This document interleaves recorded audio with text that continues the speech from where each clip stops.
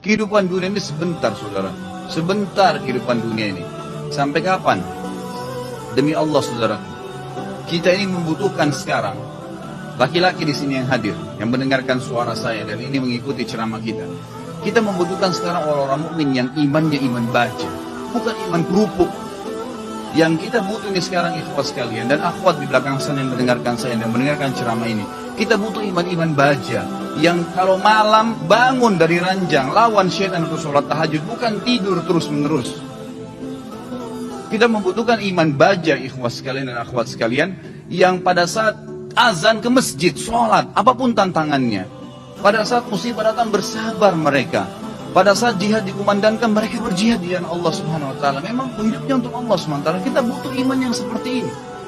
Ya memang baja apa yang Allah perintahkan, apapun tintangannya, halangannya kita lakukan. Nggak peduli dengan dunia ini, apapun orang mau katakan.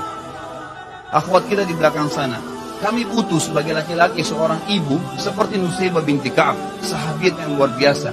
Pada saat jihad dikumandangkan, Nusaybah binti Ka'ab membangunkan suaminya tengah malam mengatakan, wahai suamiku besok jihad, ikutlah. Dibangunkan anak laki-lakinya 5 orang, semua dikatakan anak-anakku bangunlah, besok jihad, ibu pun akan ikut. Semuanya satu keluarga pergi jihad. Ini yang namanya mukminah, imannya baja.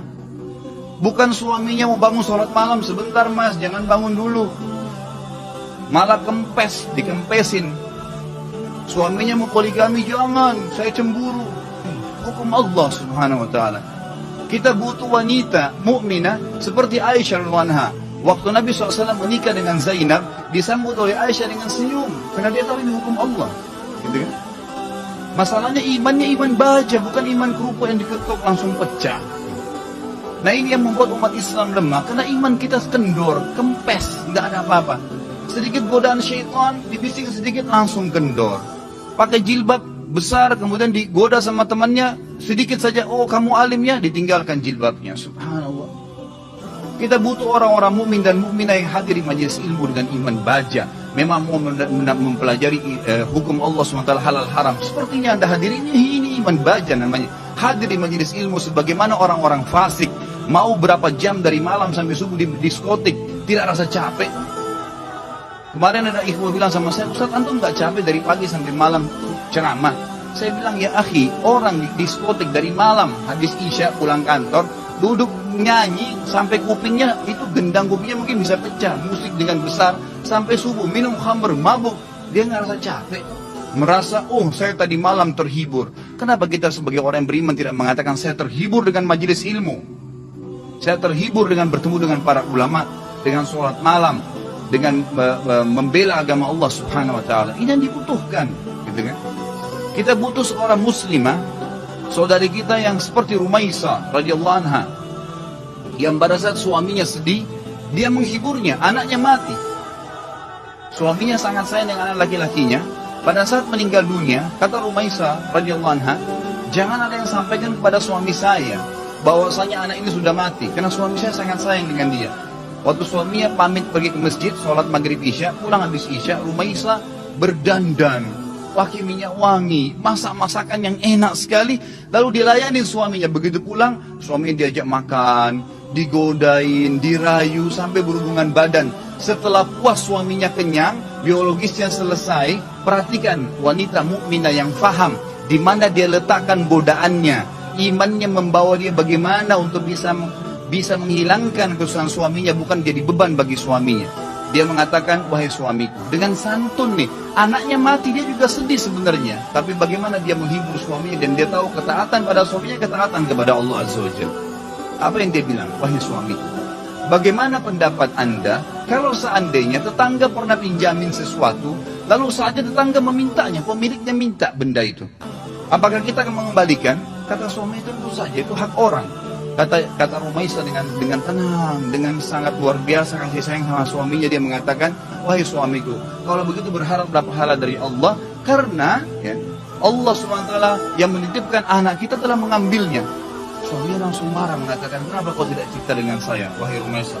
Kau membiarkan saya makan makanan, menikmati tubuhmu, lalu kemudian kau memberitahukan setelah itu bahwasanya anak kita mati, gitu kan? Dengan sangat tenang. Lalu kata Rumaisah, itulah yang saya ingin lakukan untuk menghiburmu. Lalu kata suaminya, saya akan laporkan kepada Nabi SAW. Suaminya bagi ke Nabi SAW malam itu berkata, ya Rasulullah, begini yang terjadi. Nabi SAW senyum, ya, lalu berkata, apakah kalian berhubungan malam itu? Kata keduanya, iya ya Rasulullah. Kata Nabi SAW, semoga Allah berkahi, betul hamil gara-gara hubungan malam itu.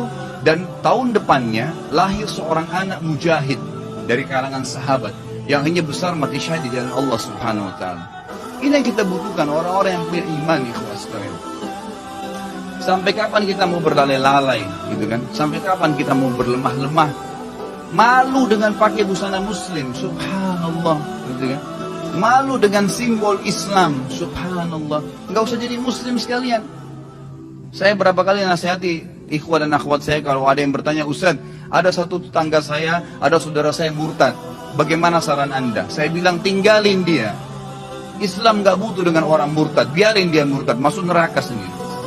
Kenapa kita harus bingung dengan satu orang murtad dan kita tinggalkan orang-orang tetangga kita muslim yang butuh bantuan makan, yang kalau diajak ke masjid mau sholat, itu yang kita dakwahin.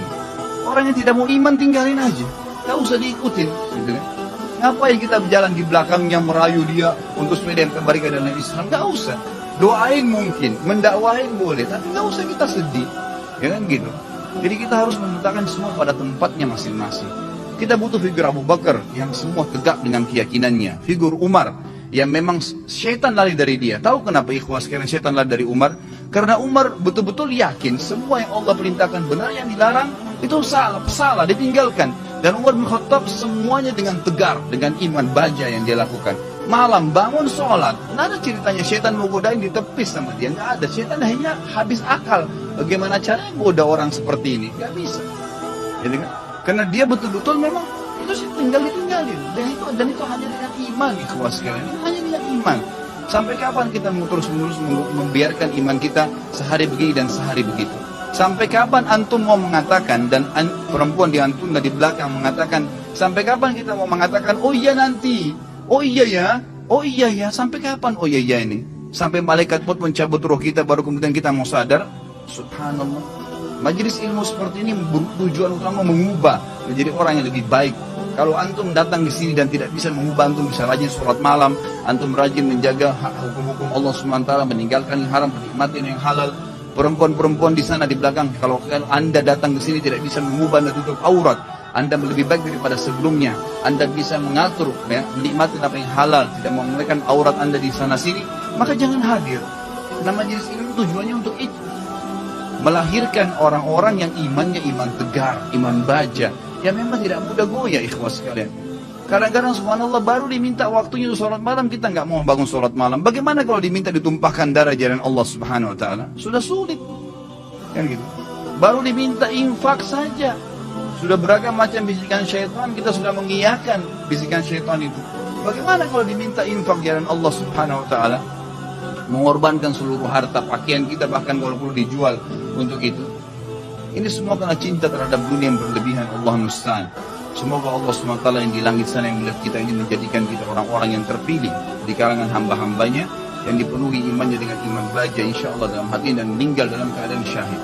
Ya Allah, saya meminta kepadamu atas namamu yang maha mulia, agar engkau menjadikan aku secara khusus dengan keluargaku, ya Allah, semuanya mati syahid di jalan Allah, dan semuanya memiliki iman-iman yang baja dari keturunan dan seluruh istri dan anak-anakku, dan juga semua yang hadir di sini, ya Allah. Semoga engkau berikan apa yang terbaik dari hamba-hambamu. Jadi mudah-mudahan kita tidak termasuk orang-orang yang lemah dan orang-orang yang sama sekali meninggal dalam kondisi nanti menyesal. Oh kenapa ya? Oh seandainya ya? Sudah nggak ada gunanya, ikhwan. Sekarang saatnya berubah.